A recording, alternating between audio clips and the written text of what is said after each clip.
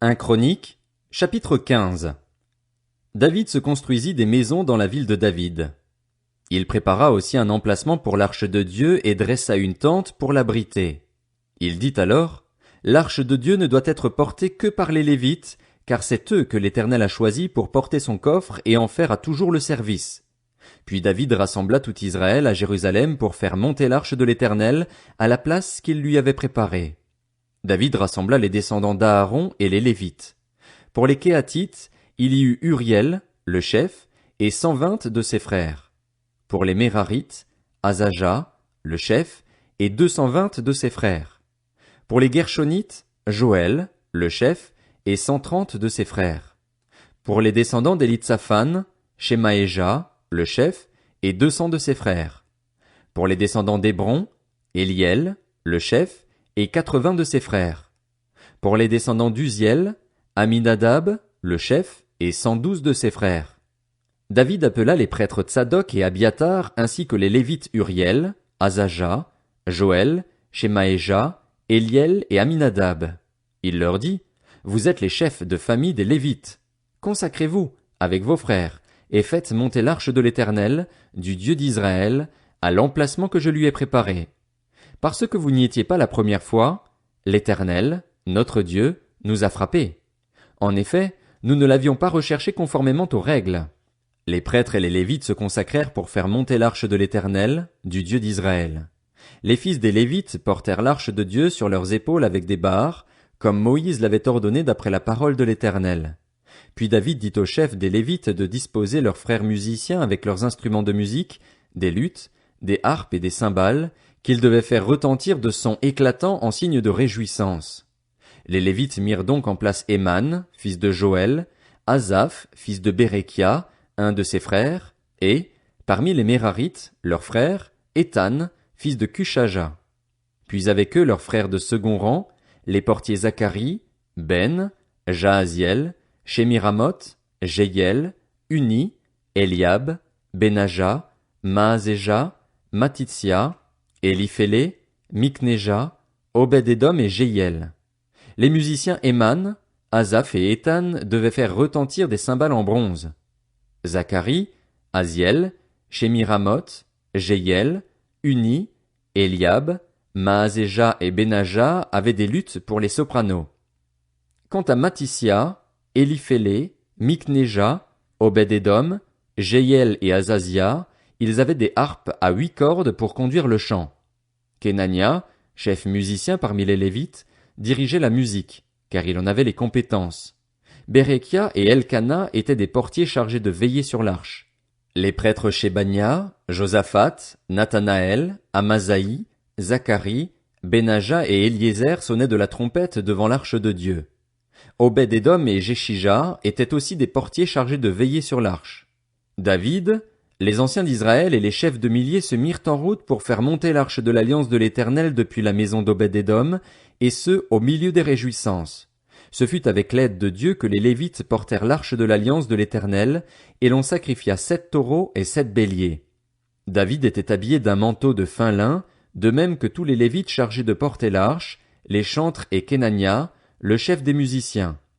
David portait aussi un éphod en lin. Tout Israël fit monter l'arche de l'alliance de l'Éternel avec des cris de joie, au son des clairons, des trompettes et des cymbales et en faisant retentir les luths et les harpes. Michal, la fille de Saül, regardait par la fenêtre lorsque l'arche de l'alliance de l'Éternel pénétra dans la ville de David et, en voyant le roi David sauter et danser, elle éprouva du mépris pour lui dans son cœur. 1 Chroniques, chapitre 16. Une fois qu'on eut amené l'arche de Dieu, on la plaça au milieu de la tente que David avait dressée pour elle, et l'on offrit des holocaustes et des sacrifices de communion devant Dieu. Quand il eut fini d'offrir les holocaustes et les sacrifices de communion, David bénit le peuple au nom de l'Éternel. Puis il distribua à tous les Israélites, hommes et femmes confondus, à chacun un pain, une portion de viande et un gâteau au raisin. Il confia à des Lévites la responsabilité de faire le service devant l'arche de l'Éternel, de rappeler le souvenir de l'Éternel, le Dieu d'Israël, de le louer et le célébrer. C'étaient Asaph, le chef, Zacharie, son second, Jéhiel, Shemiramoth, Jéhiel, Matitsia, Eliab, Benaja, Obed-Édom et Jéhiel. Ils avaient des instruments de musique, des luths et des harpes, et Asaph faisait retentir les cymbales. Les prêtres Benaja et Jacaziel sonnaient continuellement de la trompette devant l'arche de l'alliance de Dieu. C'est ce jour-là que David chargea pour la première fois Asaph et ses frères de célébrer les louanges de l'Éternel. Louez l'Éternel, faites appel à son nom, faites connaître ses hauts faits parmi les peuples. Chantez en son honneur, jouez de vos instruments en son honneur, célébrez toutes ses merveilles. Placez votre fierté dans son saint nom. Que le cœur de ceux qui cherchent l'Éternel se réjouisse. Ayez recours à l'Éternel et à sa force. Recherchez constamment sa présence. Souvenez-vous des merveilles qu'il a accomplies, de ses miracles et de ses jugements, descendants d'Israël, son serviteur, enfant de Jacob, qu'il a choisi.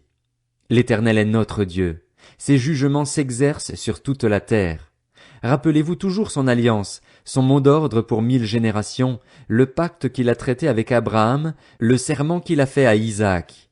Il l'a érigé en prescription pour Jacob, en alliance éternelle pour Israël, quand il a dit « Je te donnerai le pays de Canaan, c'est l'héritage qui vous est attribué. » Ils étaient alors peu nombreux, très peu nombreux, et étrangers dans le pays, ils erraient d'une nation à l'autre et d'un royaume vers un autre peuple, mais il n'a laissé personne les opprimer, et il a puni des rois à cause d'eux.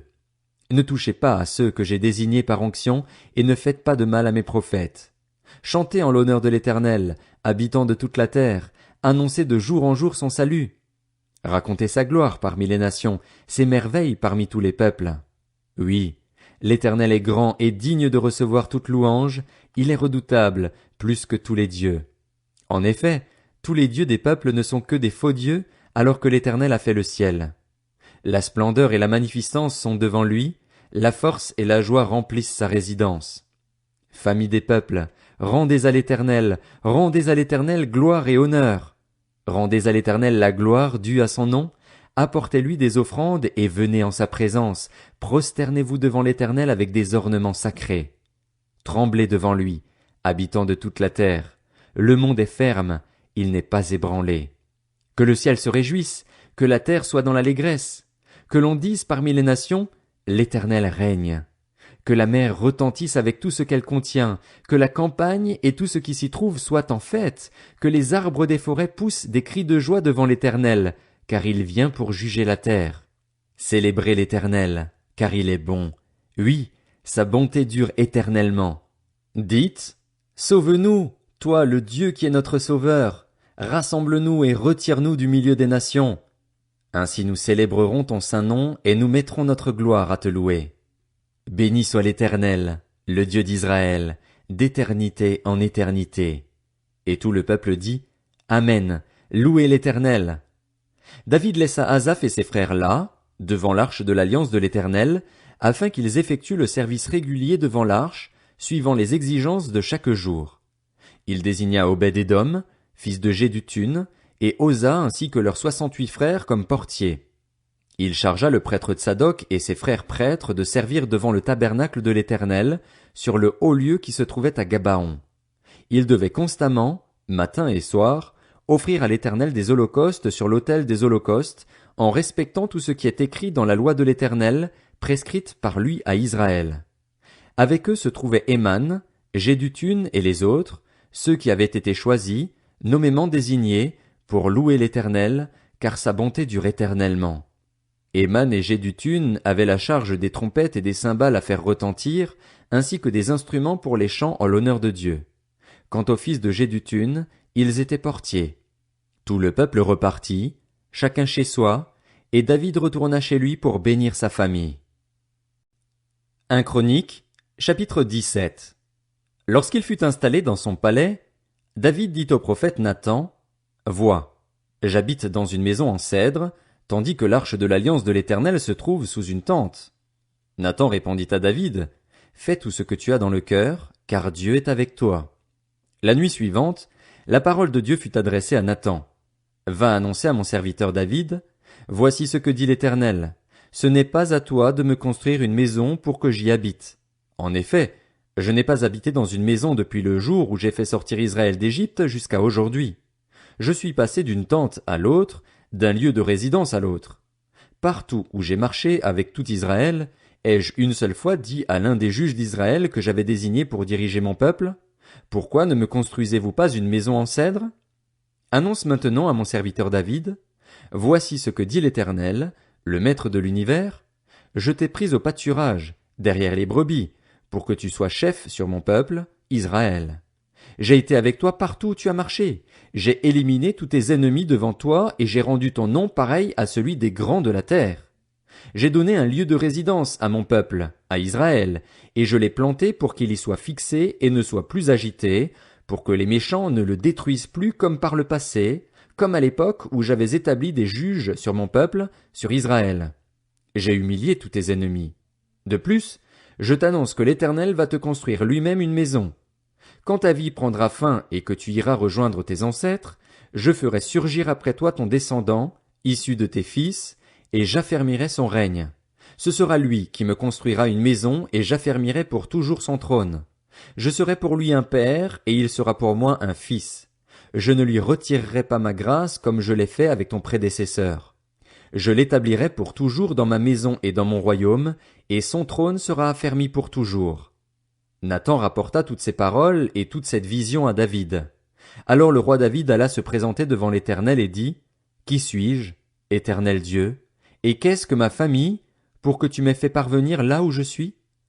Et c'est trop peu à tes yeux, ô Dieu. Tu parles de la famille de ton serviteur pour un avenir lointain, et tu me traites comme si j'étais un homme important, Éternel Dieu. Que pourrait te dire de plus, David, sur la gloire accordée à ton serviteur? Tu connais ton serviteur.